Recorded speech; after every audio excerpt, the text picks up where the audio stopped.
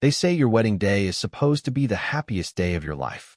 For me, it was a bittersweet blur, because while I stood at the altar, holding the hands of the woman I love, there was one empty seat that cut deeper than I ever expected. My mother wasn't there. She had chosen my brother's anniversary party instead. Growing up, I was always the quiet one. The one who brought home perfect report cards, who volunteered to help with dinner, who stayed out of trouble. My brother Tyler, on the other hand, was the golden child, loud, wild, and endlessly adored by our mother. If he failed a class, it was because the teacher was unfair. If I won a science fair, it was met with a distracted, "That's nice, honey." I spent years convincing myself I didn't care, that I was strong enough on my own. But that lie cracked the day I mailed out my wedding invitations, and her RSVP never came.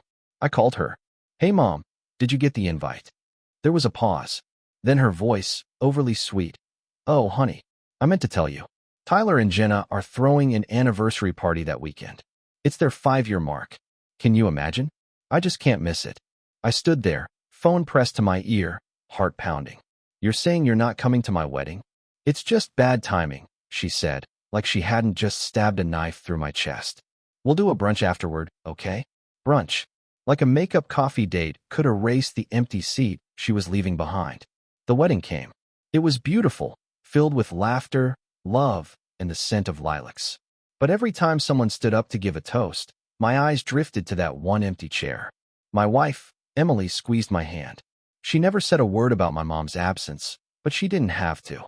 That silence echoed louder than any speech. Months passed. I avoided calls, declined family dinners. I wasn't angry. I was exhausted. Exhausted from decades of being second place. But then came the letter. A scribbled envelope in her handwriting. Inside, a note. "I made a mistake. I miss you. Please don't shut me out forever.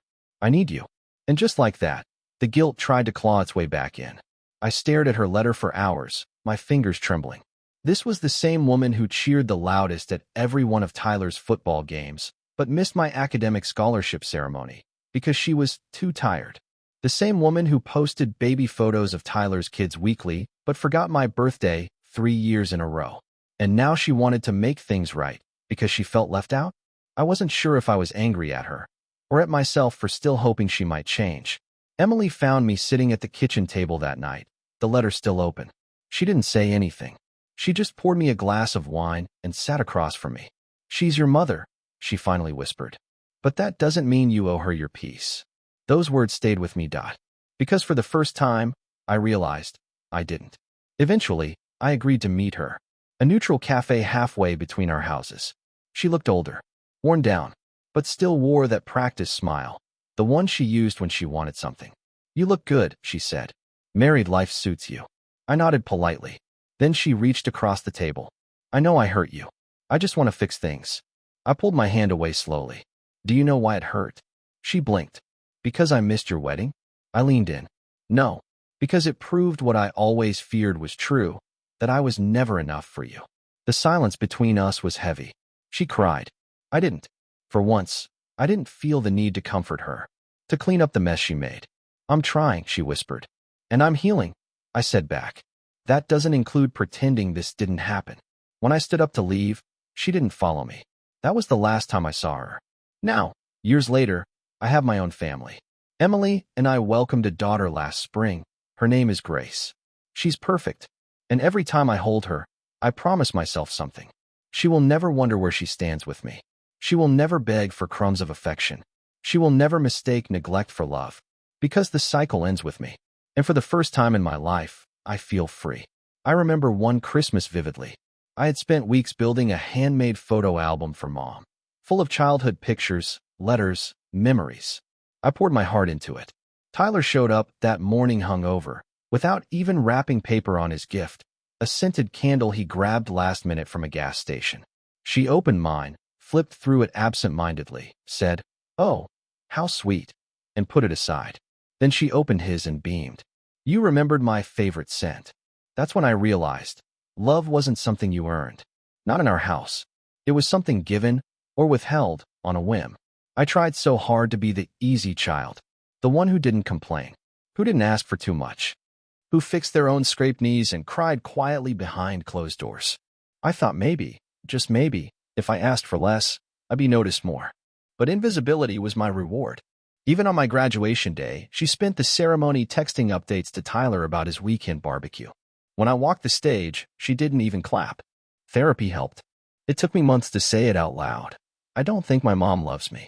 And when I finally did, I expected judgment, pity. Instead, my therapist simply said, "It's okay to grieve a relationship that never existed the way you needed." That broke me open, because no one had ever told me it was okay to mourn the absence of a mother, even if she was physically there. Sometimes I wonder if Tyler ever noticed. If he saw how I shrank whenever she walked into the room. How my smile always felt forced when she praised him. But then I remember how he mocked me during family dinners, how he once told me, "You're just jealous because you'll never be mom's favorite." Maybe he knew. Maybe he just didn't care. College was my first real escape. For the first time, I was somewhere no one knew me as Tyler's sibling or Elaine's quiet son. I made friends. I studied late into the night. I even started dating a girl who really saw me. And when I won a major academic award, I hesitated before calling my mother. She picked up. "Hi, sweetheart. What's up?" I told her the news. She replied, "Oh, that's great." Anyway, I was just about to head to Tyler's house. The twins are teething. Poor things. I don't know why I expected anything else.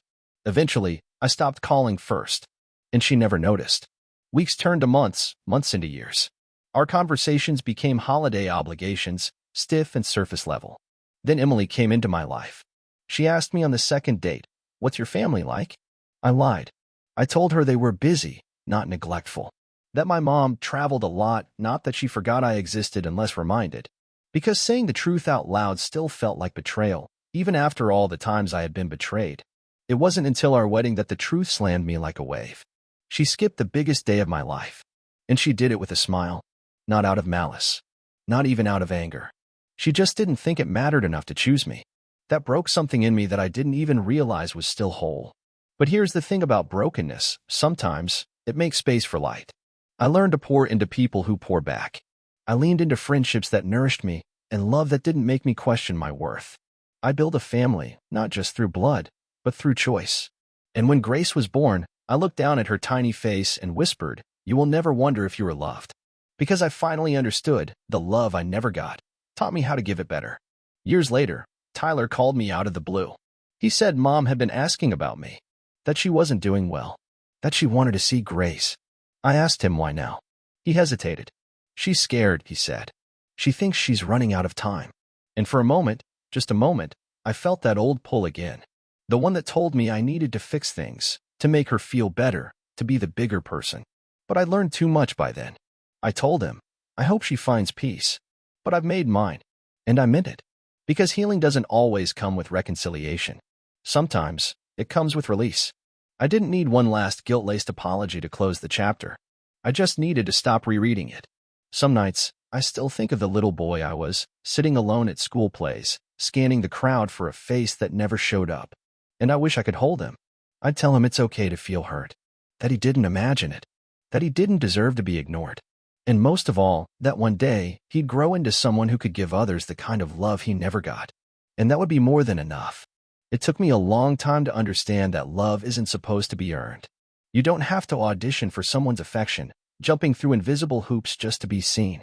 But when you grow up in a house where praise is conditional, you start to believe love is a prize, not a birthright. I spent my entire childhood chasing something that should have been mine freely. Now, as a father, I see it all so clearly. When Grace brings me a messy drawing, I don't just say, "Nice job." I kneel down, I ask questions. I smile like it's the most important masterpiece in the world, because to her, it is. I show up, not because I'm trying to be perfect, but because I know the cost of absence. I know what it's like to stare at a crowd and feel no one is really there for you. That emptiness? I swore she'd never know it. Sometimes people say, "But she's still your mother." As if the title alone erases decades of pain. As if biology is a golden ticket to forgiveness. But what they don't understand is that I spent years mourning her, while she was still alive. You can grieve someone who lives down the street. You can feel orphaned by someone who never left your town. Because absence isn't just about proximity. It's about presence. About care. The truth is, I didn't need one big dramatic apology. I needed her to show up for me. Consistently. Quietly. Even when it wasn't convenient. She never did. And that's okay, because I built something better. A life full of warmth. A home where my daughter's laugh rings louder than old ghosts. And in that, I found peace. There's a specific kind of loneliness that settles in when you realize your parent only celebrated your milestones when they could take credit. When I got accepted into a top university, she posted about it on Facebook, captioned with how proud she was of raising such a brilliant young man. What she didn't mention was that she forgot to attend the campus tour I asked her to come to. She never saw the dorm I lived in. Never helped me move. Just a social media post for likes, not real pride. As I got older, I began noticing how differently she showed up for Tyler. When he needed rent money, she drove an hour in the rain with groceries and envelopes of cash. When I broke my ankle during finals week, she told me, "That's what roommates are for, right?" and sent a thumbs up emoji. I wasn't even angry anymore, just numb. You learn to stop reaching after a while. You stop sharing wins. Stop expecting them to ask how your day went. You build walls not out of bitterness, but protection. Because nothing hurts more than opening your heart just to be met with silence. So I stopped trying. And in that space, I found room for people who chose me, not out of obligation, but because they cared. I see my daughter now, how she lights up when I walk through the door. To her, I'm a superhero. And I carry that honor with reverence. Because no child should ever have to question whether they matter. Not the way I did. Not ever. One memory still haunts me. I had just gotten my first real job offer, a position I fought for, applied to in secret, afraid I'd jinx it if I told anyone. When I finally got the call, I was shaking with joy. The first person I dialed was my mom. She picked up. I said, "Mom, I got the job." She paused. "Oh, that's nice, honey. I was just in the middle of marinating chicken. Can I call you back?" She never did. In therapy, we talked about emotional abandonment. How sometimes the damage isn't in what was said, but in what was never said. The silence. The shrug. The lack of reaction when you finally muster the courage to share something sacred. It took me years to stop thinking I was overreacting. But I wasn't. A child deserves to feel important. Deserves to be celebrated. Deserves to feel their voice echoes in someone's heart. Mine never did. On Grace's 3rd birthday, we held a tiny party in our backyard, just close friends and family. As she blew out her candles, I found myself tearing up. Not because of the moment itself, but because of what it symbolized. This little girl would never know what it's like to be forgotten. She would never question whether she mattered. And in that moment, I realized I was healing through her. One gentle birthday wish at a time. When people ask me now, "Do you talk to your mom?" I usually just say, "Not really." It's simpler than explaining the years of longing, the thousands of tiny heartbreaks. They wouldn't understand anyway. Not unless they, too, had grown up waiting for applause that never came. But I no longer need that applause. I've built my own stage, and the people who clap for me now do so with full hearts and open eyes. Years later, I bumped into her at a grocery store. She looked older, fragile, as if life had finally slowed her down. She smiled at me like we hadn't gone years without speaking, like she hadn't missed my wedding, like she wasn't a stranger wrapped in a familiar face. We exchanged small talk, awkward, weightless words floating between shelves of cereal and canned soup. And then she said it. "You know, I still think of you every day. But thinking isn't showing. Remembering isn't being there. And love, without action, is just a shadow." I drove home that night in silence. No music. No calls.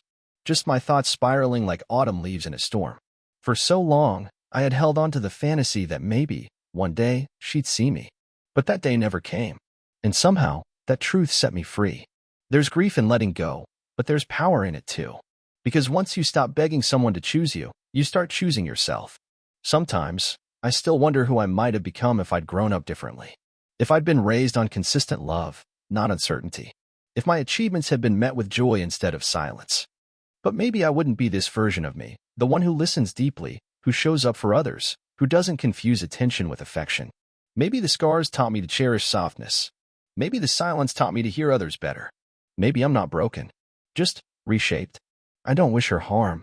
I don't carry rage anymore. I just wish she could have been the mother I needed, not the one she thought she had to be. And I hope, wherever she is, that she finds peace. Because I finally have. I remember a therapist once asking me, "What would you say to your younger self if you were in the room right now?" I broke down. Not because I didn't know what to say, but because I knew exactly what he needed to hear. "I see you. You matter. You are not invisible." And I've been repeating that ever since, to the child I was, to the man I've become, and now to my own daughter.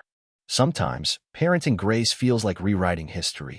Each time I sit through her school recital or hang her artwork on the fridge or tuck her in with a story she's heard 100 times, it's like I'm healing myself through her eyes. Not by pretending the past didn't hurt, but by making sure her present doesn't echo it. And when she reaches for my hand, without hesitation, without fear, I know I'm doing it right. I no longer need my mother to validate my choices. She can live in denial, rewriting her own narrative if it comforts her. That's not my burden anymore. Because I've found people who walk beside me, not above me, who love without scoreboard or spotlight, who show up. And that's the family I've chosen. The one I built with care and patience and resilience. A family where I am not just tolerated, but treasured. Closure didn't come in one grand moment. No dramatic confrontation, no teary reunion. It came in the quiet, in realizing that peace wasn't something she could give me. It was something I had to grow, like a tree from scorched soil. And though it took time, that tree stands tall now, rooted in truth, reaching for light, just like me. There's an old photo of me from when I was 7. I'm standing on stage at my school's talent show, gripping a microphone with shaking hands, trying to smile. I'd practiced for weeks. I even wore the tie my dad left behind when he moved out, thinking maybe it'd bring me luck. She didn't show up that night, but the camera caught the empty seat I'd saved for her, second row, center. That picture still lives in a box in my closet. Not as a reminder of pain, but as proof that even then, I kept going. I used to flinch at other people's joy. Weddings, Mother's Day brunches, childhood home videos. They felt like windows into a life I never had, lives built on warmth, on reliability, on hugs that didn't sting with conditions. But now, I don't flinch. I celebrate with them, because envy was just grief in disguise. And when I finally named it, I was free to let it go. One night, I told my wife everything, all of it. The favoritism, the silence, the forgotten birthdays, and the selective amnesia that always painted her as such a good mom. I thought I'd feel embarrassed saying it all out loud. But I didn't. Because telling the truth isn't shameful. It's sacred. And for the first time, someone held that truth with care, not pity, not confusion. Just love. Grace will grow up knowing the full story. Not because I want to burden her, but because I want her to understand the power of empathy. I'll tell her, you come from a long line of survivors. And you? You are the beginning of something better. She'll know that love isn't just what we say, it's what we prove. Day after day, moment after moment. That's the legacy I'm leaving. Sometimes I walk past a mirror and don't recognize myself, not because I look different, but because I feel so far from the child I once was. That little boy used to whisper wishes into his pillow, hoping someone would care enough to hear. Now I speak those wishes out loud and make them real for someone else. I became the parent I always needed, and in doing so, I became whole. The night before Grace's first day of school, I sat by her bedside long after she fell asleep. I watched her breathe, her tiny hand clinging to the edge of her blanket, her curls spread out across the pillow like a halo. And I made a promise to her, and to the child I used to be, that she would never wonder where she stood in my life. She would never beg for space in my heart, because she already owns it. Healing doesn't mean forgetting. It means carrying the past differently, not as a burden, but as a blueprint. I still remember the pain, but I also remember the strength it took to rise from it. And every time I'm tempted to downplay my story, to minimize what I've survived, I remind myself, scars are just proof that I've healed. And I wear them proudly. If there's one thing I've learned through it all, it's this. You can't choose the family you're born into, but you can choose the one you build. And I've chosen a family rooted in truth, watered by kindness, and lit by the kind of love that never has to be earned. A family where my daughter thrives. And where I finally do too.